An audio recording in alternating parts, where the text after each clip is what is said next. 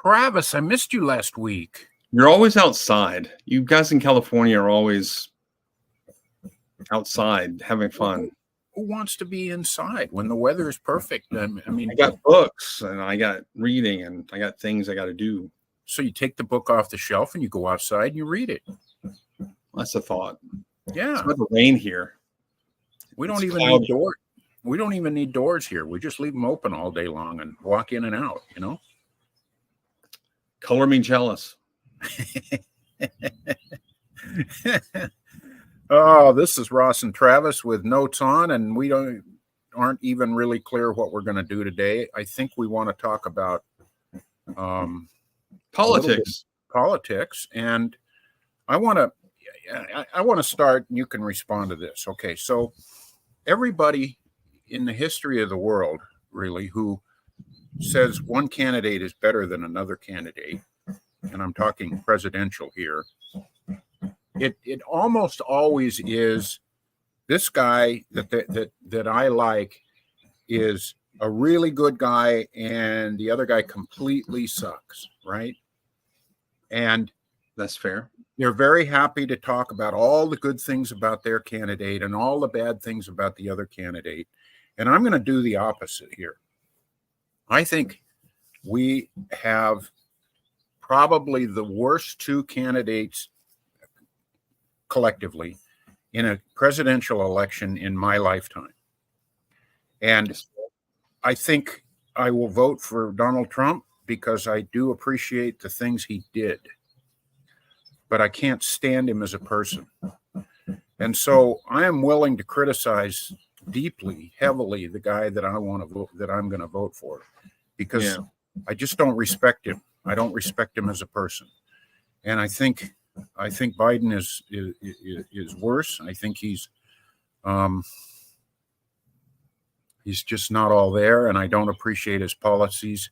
But I think the thing that I want to emphasize is that, you know, I'm going to vote this time with my middle finger, and I really don't like either one of these guys. And if there was, I think for maybe the first time in my life, if there was a credible Democrat, I would consider voting for him over Donald Trump, because even though I like Trump's policies, I just don't respect the man.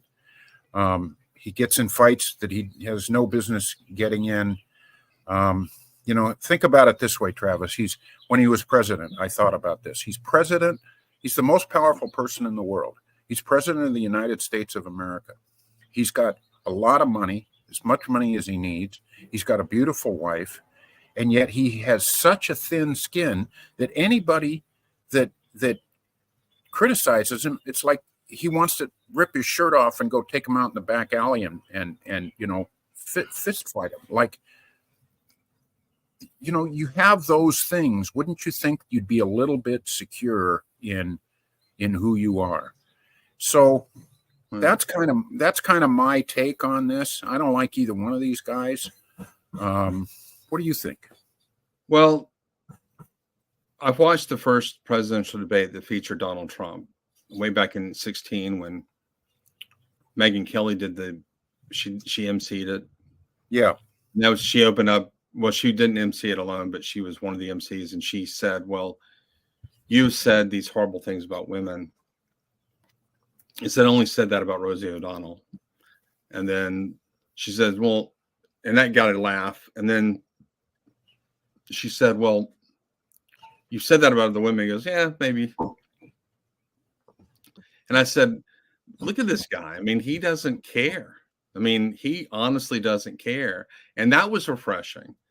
But in the second debate, when he bragged about the size of his member, that I was like, yeah, that just happened. I mean, I had to kind of like rewind that and listen to that over and over again. I mean, when a presidential candidate does that, I'm like, that's about as low class as it gets. Yeah.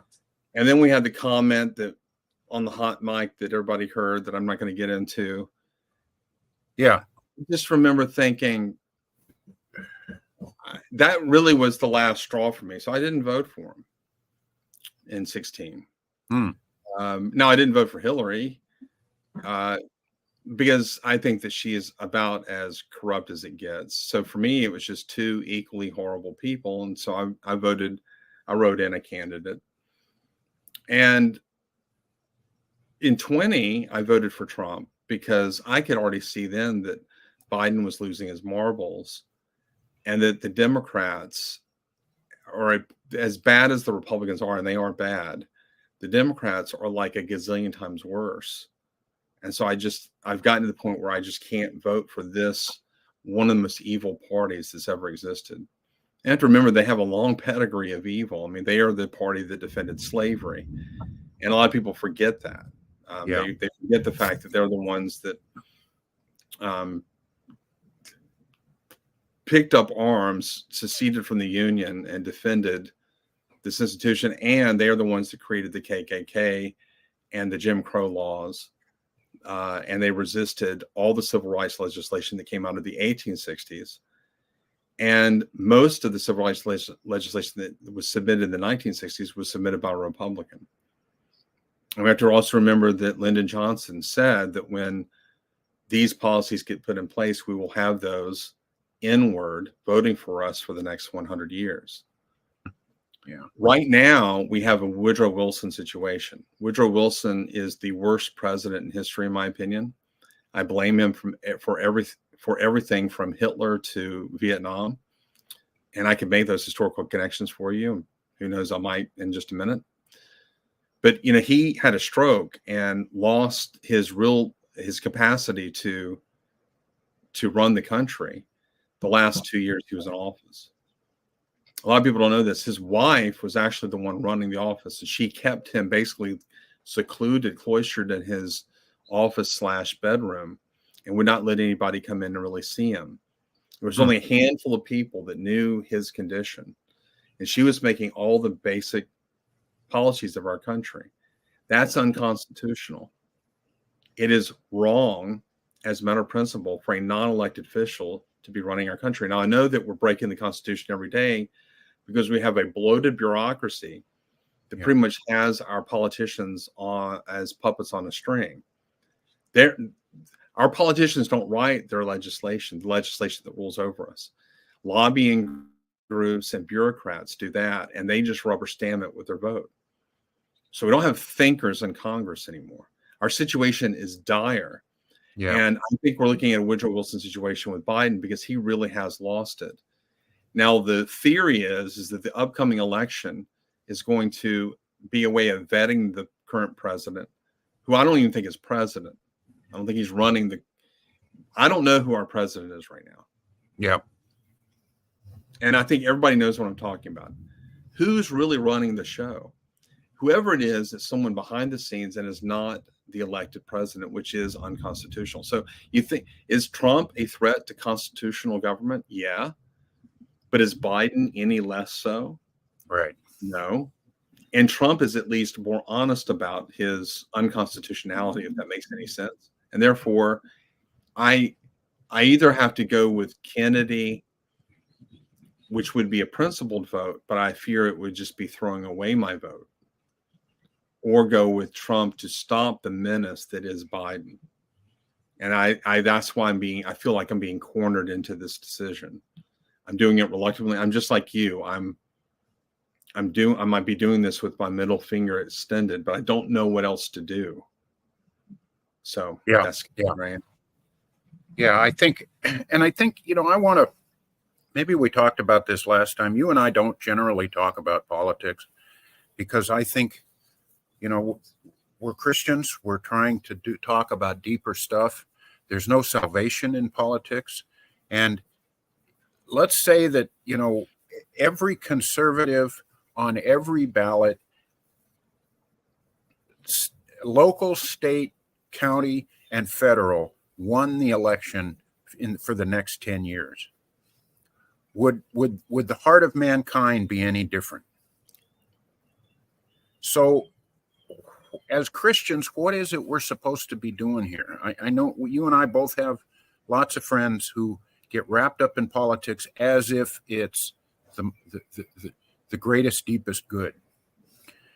And it's not. And we really need to keep this in perspective, that Right. It's our responsibility as believers to study and pray about who we're going to vote for and vote. But then realize that this is not the end all beat all of human existence. Right. I think that the Christian's job is to do the best he can to make his contributions to the civil magistrate, either as a voter or as an official. And as a voter, I have to prayerfully consider the options that are before me. And in a sense, I have to ask God's forgiveness for the person I'm about to vote for, because, I mean, I don't think that there is a clear right decision here. No.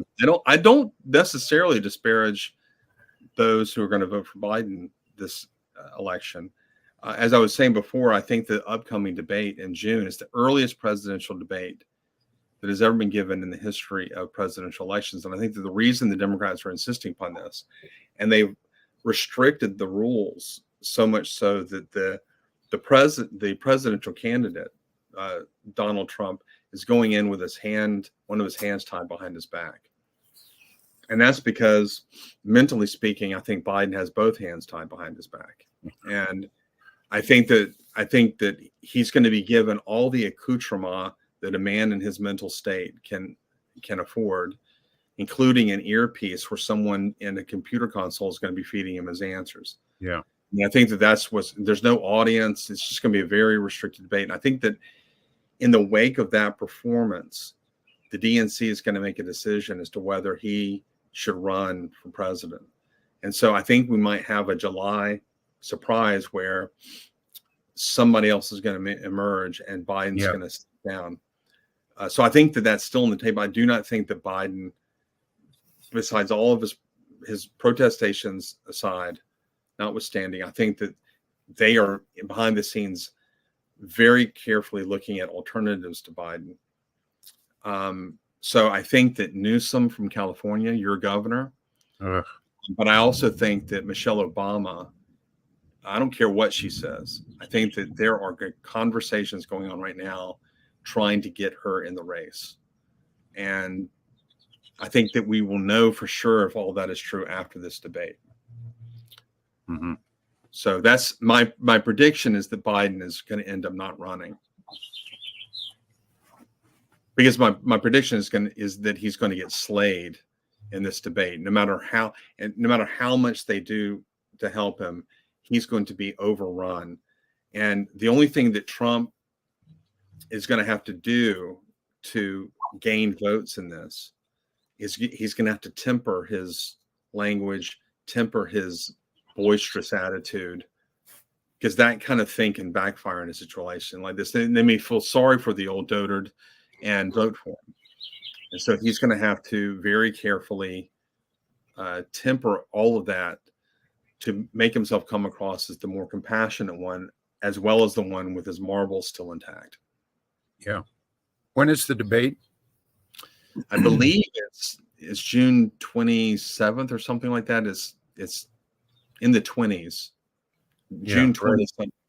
Right at the end of the month. Yeah. Well, so it'll be, I think the DNC is in late July, early August. Am I getting this right? And then the RNC is around that time as well. Yeah. Usually the incumbent party goes second. So I'd imagine that the RNC will be in July and the DNC will be at the very end of July or early August.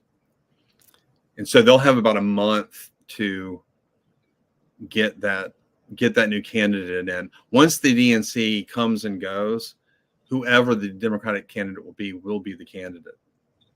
So right. This is not a predict. I don't think, I mean, I haven't heard what I'm saying a lot, but it's kind of in the air.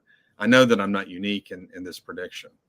There are a lot of good pundits out there that are saying something similar. It's just really, really difficult to see how a man in Biden's case can continue 4 more years as president.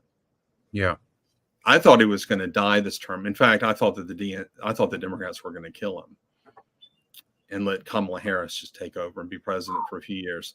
I mean, I wouldn't put it past those people.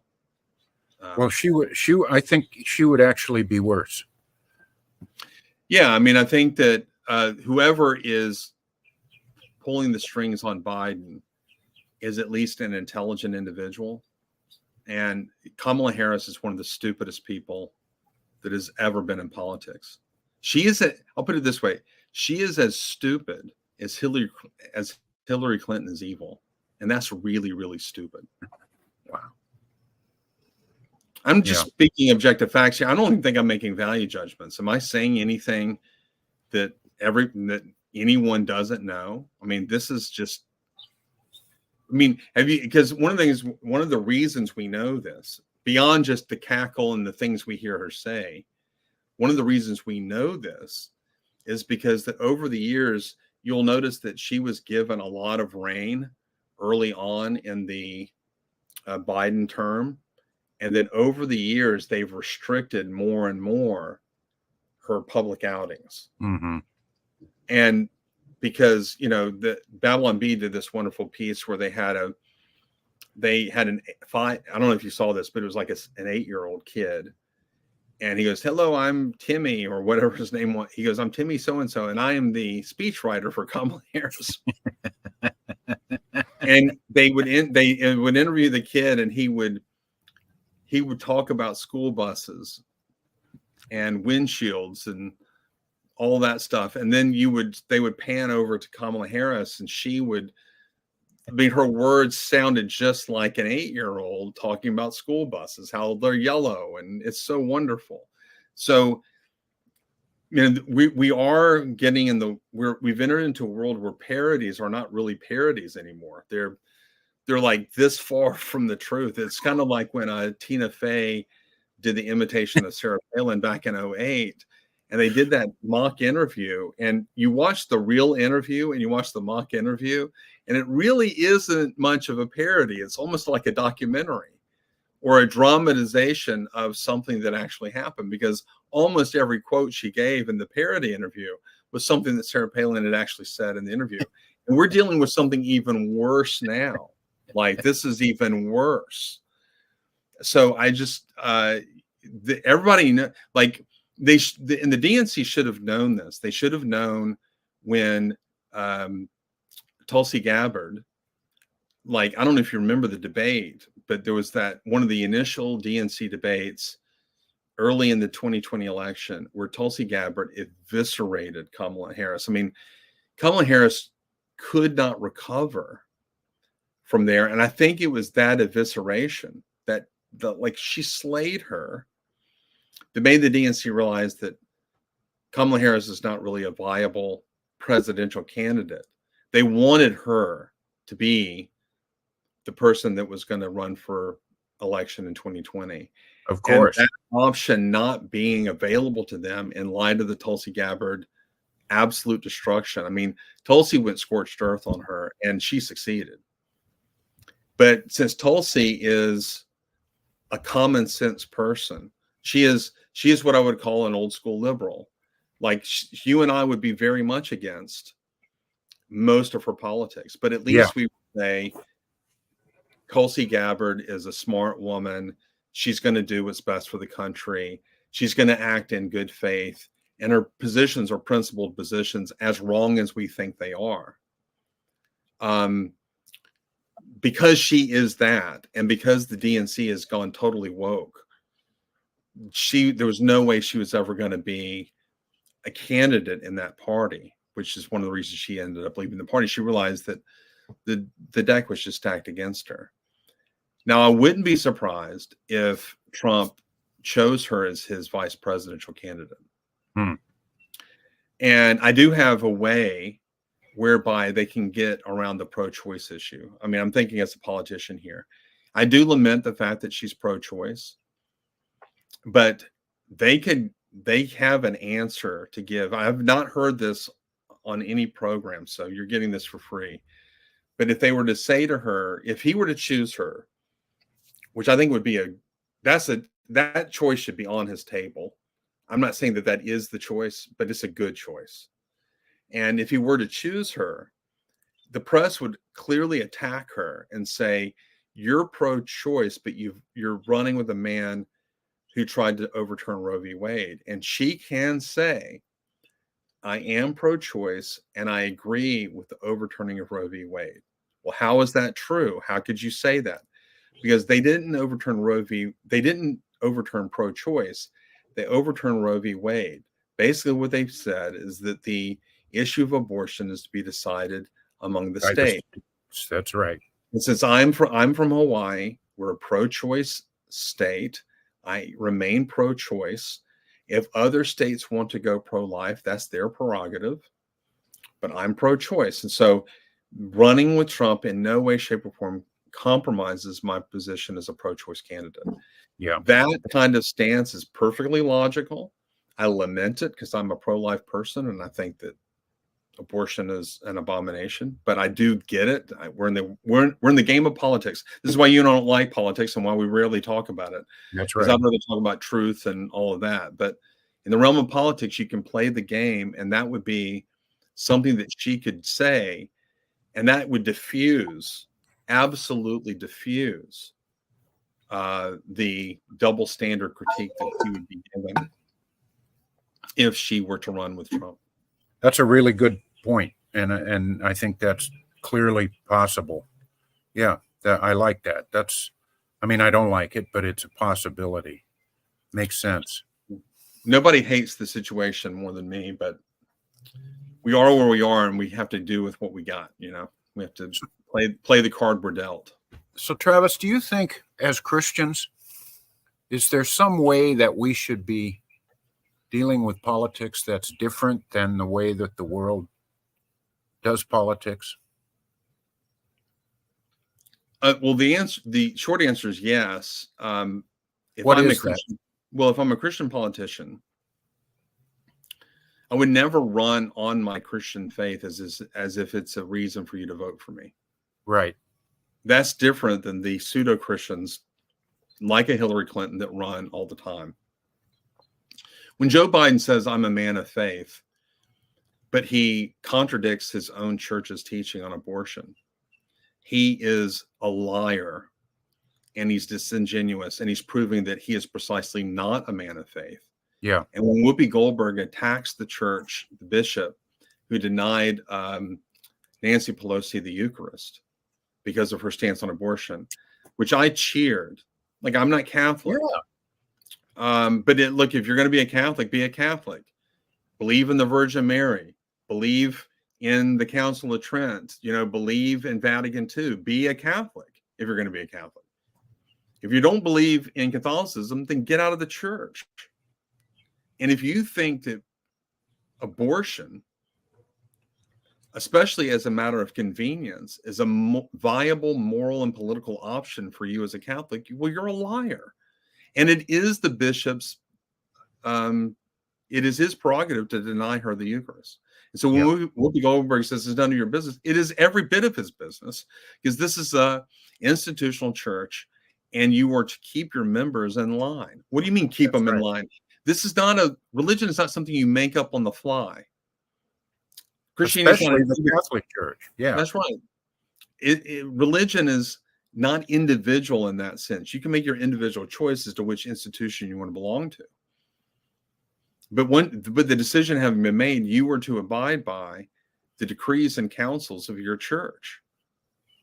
Now, a lot of people don't like that because they want to be able to make whatever kind of choice they want, but that just means you're selfish and that you really think that you are your own God. Right. And you're not. You don't have the right to just make things up as you go along. And the Catholic Church has made a stance against abortion. Well, people so if you're a politician that votes in favor of a pro-choice agenda, you are by definition excommunicating yourself from the Catholic Church. Yeah. Period. And so for the Pope to overturn that is unconscionable. And so the Catholic Church is a mess right now because you have an apostate Pope and you have a bunch of very good conservative Catholics that are trying to maintain the faith in the light of an apostate Pope, a robber Pope, a Pope that is not acting in good faith and has an evil will. And this is not me talking. These is good Catholics that I'm listening to that are talking like this. And I agree with it. I concur with them. If my pastor would stand up and preach a sermon and promote an immoral lifestyle of any kind, then I would move my session to frock him. and remove him. If we had members that would leave our church and go promote certain agendas, our session would vote to keep them from the table. Right. That's just the way it is. And if unfortunately, go find another church. And I say this unfortunately because there's always going to be in a church to accommodate that kind of ridiculousness. But Yeah. it is what it is. Now, as a Catholic, as a not a Catholic, or I am Catholic in a broad sense, but as a Christian, if I were a politician, I would see first and foremost to vote in accordance with the moral principles of my church. I may not vote in a policy that pushes that moral agenda on people. In fact, I would resist doing that, but I would certainly never vote for something that contradicted those principles. Yeah. I would vote in favor of the Constitution at all points because I took an oath to uphold it. Non-believers generally seem to think that oaths are just formalities that you can accept or not accept as you come along. That it's kind of archaic to kind of think that you need to stick by your oaths. And I think it's dishonesty in the extreme to do that. So Barack Obama was being dishonest when he said, I'm going to uphold the Constitution. He had no plans on upholding the Constitution. Neither does Trump, neither does Biden. Hence our dilemma. Yeah. The question is not whether your candidate is unconstitutional. The question is which unconstitutional candidate do you vote for? I think the place I want to go in the last couple of minutes here, Travis, is the place where nobody really takes it seriously. Most people don't. And that is, as Christians, we should be on our knees praying for these people. I had a dear friend. I did a talk on love, right? And how love is the highest Christian ideal. And she came up to me after and she said, I just can't love these politicians, people. She had one particular one in mind. And I looked at her and I said, you don't have to love them like that, but you can pray for them. And that's one of the ways, can we love Joe Biden? Can we love Kamala Harris? Can we love Donald Trump? Well, if I pray for their souls. I pray that they come to a knowledge of Jesus Christ with repentance and a changed heart. And in that's one of the greatest forms of love that we can extend. And if a tenth of the practicing Christians in this country actually got on their knees, repented themselves, and started praying for our elected officials, I believe that a real difference would be made. But we just want to keep arguing politics. And so I just want to encourage people, really, this is a real thing. I 2 years ago, 2.5, 3 years ago, I was not much of a praying person. And I feel like the Lord really put it on my heart. And I have this list of people that I go through. You and I have talked about this. It takes about 4 or 5 days for me to get through everybody. And then I just start over again. And I do it during the day and at night and in the morning. I don't really have a time for it. But I've seen real changes with some of these people on my list. And I'm thinking, is that because I prayed for them? Well, I'd like to think so. I'm going to keep praying. So, and it really has changed my heart too, Sure. So I just want to encourage everybody, pray for these people. We can't make this work. This is a fallen world. Even the most perfect policies are going to fail, right? In human hands. We have to pray for these people. I would agree, and I would just add to that. My pastor, John Albano, has a good insight there. He said, "I can't hate who I pray for." Yes, that's right. At least for that instead moment. Of saying I can't love them, well, you can start by praying for them. Yes, and that's you'll right. find that if you continue to pray for them, you'll find it harder and harder to hate them, and harder, therefore, to not love them. Yes. And it's not asking a lot to pray. And I will go ahead and confess that I don't do that enough. I pray for our leaders, but certainly not to the degree that I should.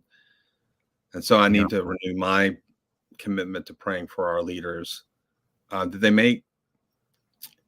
make policies that are in keeping with justice and in our Constitution. Martin Luther said, I would rather be ruled by an immoral Turk. I'm sorry, I would rather be ruled by a moral Turk than an immoral Christian. It was a good point. I would vote for a non-Christian politician. I would vote for an atheist, as long as I was convinced that atheist would uphold the principles of our Constitution. I'm happy to vote for him. And in fact, I'm always wary of the born again politician who wants to parade his born againness, if that's a word, to the public. That person, my antennas go up every time. Yeah, because usually 9 times out of 10, that guy's a cheesy, non-thinking person at best, and at worst, he's just duplicitous and he's using that to get a vote. Yep. Travis, we're out of time. As usual. As always. This is terrible, but it's always so good to talk to you. I think this is good stuff. Pray for your politicians. Pray for the people that you vote for. Pray for the people you vote against. Yeah. And we will get back on the theology bandwagon next week, hopefully, unless something dramatically new comes out. I will say in closing, I wouldn't be surprised, and this is not a stupid statement, that if the presidential candidate for the Republican Party may be delivering his acceptance speech behind bars. And that's a weird thing to think about. So if nothing else, it's going to be the most entertaining election. Really going to be interesting. Yep. All right, man. Y'all